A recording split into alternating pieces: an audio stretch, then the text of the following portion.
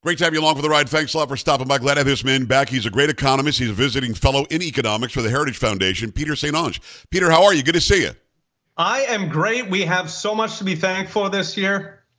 Yeah, this is the best Thanksgiving in a very long time for sure. We are seeing movement on all fronts, and the guy is going to be the president for another month and 20 days. It blows me away. We talked about this last time. If you don't mind, let's revisit why it is that right after an election, even though nothing's changed yet, things seem to look either better or worse economically. Why does it affect it so fast? Yeah, there's a couple of reasons. One of them is that the economy in general is what's called looking forward or forward looking. So they care about what's coming down the pike. So, it doesn't really matter that Biden is still in office. Investment, markets, gold prices, all these things are looking at what's going to be coming next. So immediately when it was clear that Trump was going to win, all of those went soaring. It was the most optimistic reaction to a election in close to 100 years. Oh, wow. So you remember before the election, we had all the Nobel Prize laureates. They were trundling out and they were telling us how Trump was going to be an absolute disaster for the economy. Instantly. I mean, you did not even have to look at the polls on election night. You could have literally just looked at the price of Bitcoin, the price of gold. You could have looked at overseas markets because markets absolutely loved what Trump did last time. He got the economy growing. He got inflation low. That was despite tariffs. So markets want more of that. The other thing is we're starting to see movement from countries. So Trump just the other day made a bunch of tariff threats against Mexico, Canada, and China. He told them they have to get in line over, the open border and sending fentanyl into our country. And the responses you saw on that, again, those countries are acting as if Donald Trump is already president. So Mexico, within 40 minutes of Trump talking about tariffs, Mexico gets on the call and says, please, please, right? So they begged for mercy. And then Justin Trudeau, a couple days, he jumps on a plane. He's down in Mar-a-Lago sitting next to Donald Trump, all small, shrunken with his hands between his legs.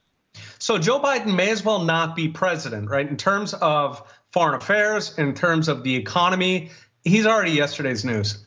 It is Peter St Onge. Go to peterstonge.com. Follow him over Prof. St Onge over on X. He's a great economist. Let's talk about tariffs for a little bit, just not too deep because it gets a little in the weeds, but he threatens tariffs and he gets what he wanted. So that's a very good deal maker. But he also did, in fact, put tariffs on, in reality, against places like China, places like, I would guess Venezuela, probably, although I don't think he traded much with Venezuela, although Joe Biden likes to. He put tariffs on places that were treating us unfairly. I don't know why we ever got to a point to where we allowed the imbalance. So can we start from there? Why did we ever make somebody a most favored nation economically when they were screwing us on trade? Yeah, that's really something that comes out of World War II. So once the U.S. won the war, we dominated the world. 2/3 of the economic output of Earth was in the United States after World War II. Wow. And you had a bunch of globalists who took over at the time, and they decided that they were going to make this American empire where every country in the world was going to be part of our gang, and we were going to order them around like peons. Right. And the key to that was that we were going to shovel them metric tons of free money. Right. So that started with the Marshall Plan in Europe. We did it to Japan, to Korea, to Taiwan. Any country that was in trouble, all they had to do was get on the horn, and the U.S. would shove them as many trillions as they could possibly digest. That may have, whether or not that was smart to do in the 1940s, we can't afford that at this point. So every country on earth, from Egypt to Indonesia, they're all cutting these huge checks on our taxpayers. And in fact, if you go back and you look at the tape and you see what exactly did we get for all this money, we get like LGBT promotion in Uganda. It's not doing anything for the American people, right? The payback for all that cash at this point, there may have been a time when it was anti-communism, right? That was the payback. Today, the payback has been completely captured by these left-wing NGOs and activists. We are getting absolutely nothing for this. The one thing we do get is that if any country gets into trouble, we get to join their war. Isn't that something? And we get to not only join their war, but we get to finance it, which blows my mind. It is Peter St Onge. So Trump often says, and if you go back in the annals of history, this is true, we didn't have any income tax. We had very low taxes in this country. We did it all through tariffs. How does that work? Yeah, so really the golden age in American history, actually in all of human history, was the late 1800s. Okay. And the US was dominant, the UK was dominant. We called it the Victorian age. In this country, we called it the Gilded Age. That was the era where everything was working. People were being pulled out of poverty. Economic growth was almost double digits. You had zero inflation. The Federal Reserve didn't exist yet. And one of the keys to that was that the way that the federal government collected their taxes was only tariffs. There was no income tax. That meant two things. Number one, you had very little regulation. If you wanted to start a business, you just went and started it. If it was a good business, then you were going to make money. If it was a bad business, you were going to wipe out. If it was a really bad business, you were going to go to jail for fraud. Right? Wow. Easy, Yeah. easy. So that was great. The economy did super. A side effect is that if the government is only living off tariffs, you can only charge so much because people start getting upset. And so the federal government back then was about 15 times smaller as a percent of the economy than it is today. Right. So what Trump is talking about here, he was on with Joe Rogan and he was talking about how we used to run things just off the tariff. He likes the idea that we would get rid of the income tax and we would just have the federal government live off tariffs. Now, if you do that, the tariff is sort of like an income or a sales tax, but it only hits foreign goods. So it's not great, but it's not nearly as bad as the income tax. It's kind of a consumption tax, no? That's exactly what it is. And consumption is not so bad. The thing about tax is that you tax anything you don't want, right? If you want people to stop smoking, you tax cigarettes. If you want them to stop working, you tax income, right? So if you got to tax something, then it's better to tax consumption because then instead of buying a yacht, people invest the money in starting a new business. Right? So Peter, I got to stop you. I've never thought about that way. If you want them to stop working, you tax their income. Wow. Yeah. I mean, that's Cloward and Piven. They want everybody to be reliant on the central government. So if I go to work and I'm self-sufficient, that doesn't give them the control they want. Wow. I mean, that is I'm going to make a video out of that because that's a statement. They tax income because they don't want you to work. All right, go ahead. Sorry about that. That really jumped out at me. Yeah, and the issue in America right now is that not enough people are working. Right, we've got people living on the street in San Francisco. You got people who are living in their mom's basement. They're doing part-time jobs with DoorDash. We want more people to be working. What we have plenty of is people consuming. Yes. We don't need any more. We got all we need, right? People are putting groceries on the credit card. We don't need more consumption. We need more work. We need more production. We need more people starting businesses. So if you get rid of the income tax and replace it with a tariff, you get more of that kind of economic activity. You get more people moving out of mom's basement, going out and buying a house, and you get a radically smaller federal government because they'd have to live off the tiny amount that you're able to collect on tariffs. It's Peter St Onge. He's a great economist. Boy, that was so well said. I really appreciate your knowledge on this. Well, one last thing on tariffs. I saw somebody post a video the other day, and then I researched it, and it turns out to be true. In the 1970s, we were inundated with Japanese automobiles in this country. We were inundated with them to the point to where General Motors was failing by the early 1980s in Flint, Michigan, and elsewhere. As soon as tariffs were put on those goods, what happened was Japan said, all right, we still want you to buy our cars, but how about if we build manufacturing plants in the United States and we hire a bunch of United States auto workers? Then suddenly we had more income here. The stuff was being built here. The tariffs were avoided by doing it the right way. It helped our economy in several ways. Is that something Trump can put back in place now? Because it seems to me like we're more of a service economy now than we are a manufacturing economy. Can we turn that around? Yeah, I think we absolutely can. And there's two parts of it. One of them is that sort of mechanic, which Trump had been trying in his first term. So get them to locate here. Yes. NVIDIA, the chip maker, for example, did that. The much bigger part of it is what he's doing through Doge. So I've got great hopes for Doge, the Department of Government Efficiency under Elon. And what they're trying to do there is to get rid of the regulations that make it almost impossible to produce in this country.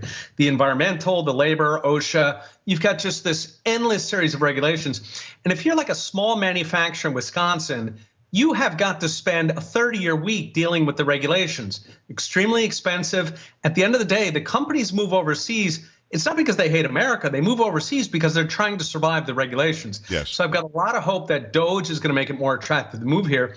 If we can wish on a star and we actually get rid of the income tax, then you'll have Chinese companies falling over themselves to move to this country to produce. And that's something. And it would, again, it would employ, it takes care of so many problems. Economically, we don't think generally on the humanity of it all, but you've got people who are working 24-hour shifts for no money at all in China. We could bring those jobs here. And I think the iPhone costs $10 to make, and they're selling it for $1,300. I think that they could pay a little more for manufacturing for employment. It is Peter St Onge. Go to peterstonge.com. When it comes to Doge specifically, do you see them having sort of a switch or a snap of the fingers? Department of Education's gone. All these regulations are gone. How much power do you think they'll have, and how much good can they do? They've actually got an enormous amount. The reason is because of two Supreme Court cases that came out last year. Those were Loper Bright and West Virginia v. EPA. Those two court cases said that almost the entire regulatory authoritarian state is illegitimate because the Constitution says that all laws have to be passed by Congress. And what's happened is this deep state bureaucracy, they pass rules that work just like laws, but those are not passed by Congress. So Supreme Court said, no, you can't do that. Now, Joe Biden, of course, ignored that. Trump or Elon, Vivek, they all said, okay, we're going to do what the Supreme Court told us to do. We are going to nullify tens of thousands of rules that the deep state pulled out of their imagination that were never, ever passed by Congress. Right. If you do that, you are going to absolutely unleash business in this country, especially small business, because the thing about regulation is that big businesses can handle regulation, right? Burger King has a regulatory department. Walmart has specialists. They've got lawyers on staff. Yeah. A mom and pop manufacturer, they can't handle that stuff. They drop out of it. They tell their kids, go to college, go get a job because this industry is dead. That's because of the regulations. So I've got a lot of hope there. I do as well. It's Peter St Onge. I appreciate the time, the knowledge. Let's talk about those who are going to be deported. President Trump ran on, we're going to do mass deportation. They'll start with the criminals that we know that are here. Secondly, will be those who actually committed crimes while here. The first segment would be the criminals that committed crimes where they're from and were convicted of these crimes. And then you'll just start getting rid of people who came here illegally. Well, I've been told by Robert Garcia, who's a representative of California, that I should actually get a hold of my local illegal alien and thank him for feeding my family. He's picking all the food. He's chopping up all the meat. Without him, we'd starve. Peter, this is the dumbest thing I've heard in a very long time. We were fine before an influx of 10 million illegals. Yep. We were finding our own food and feeding ourselves. But they really want us to believe that it somehow will crush the economy should we get rid of these people because they're doing all the important jobs. Is that true?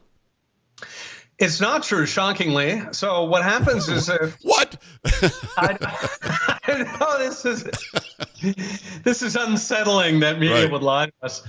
So so what happens, of course, is that if you deport all these people, the people who are picking fruits and cleaning hotel rooms and mowing lawns, then it means that now Americans get those jobs. Now, the Americans are not going to work for peanuts. They're not going to work for minimum wage like illegals will.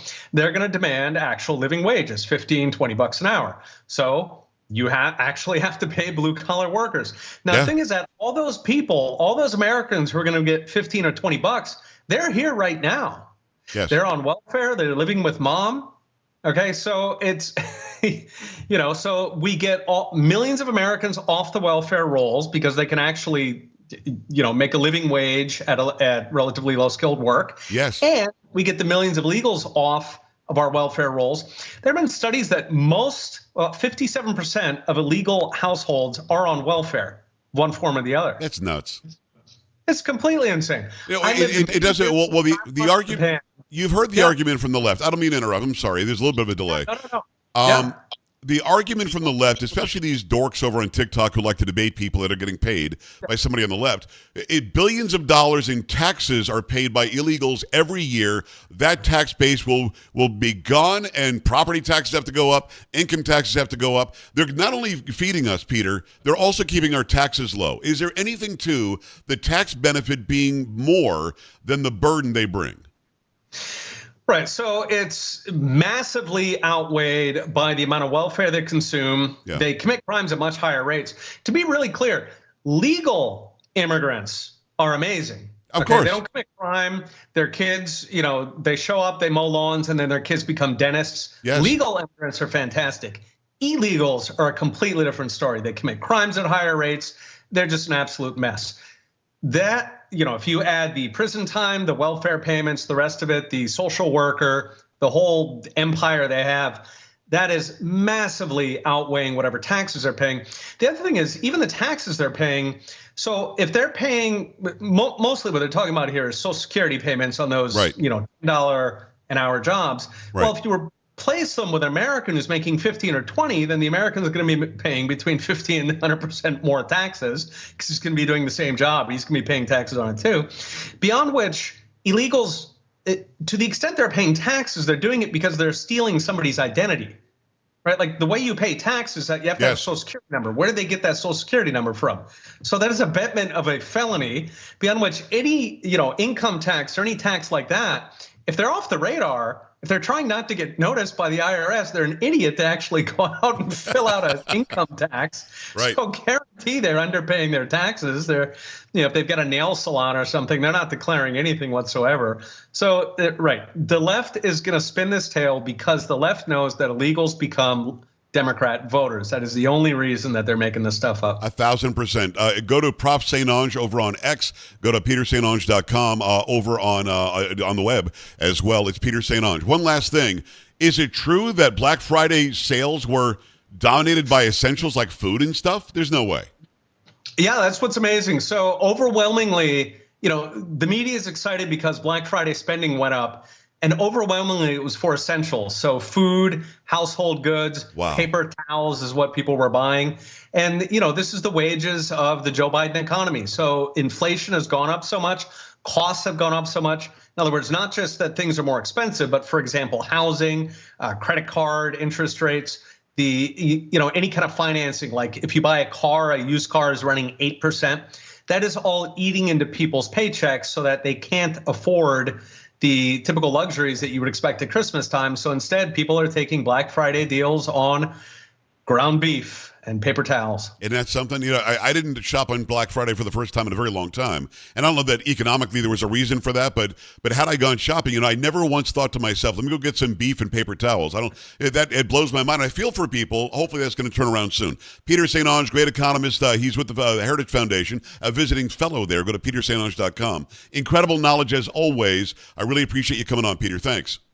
Thank you for having me on, Joe. All right, brother. Talk soon. We're back after this. Stay right here.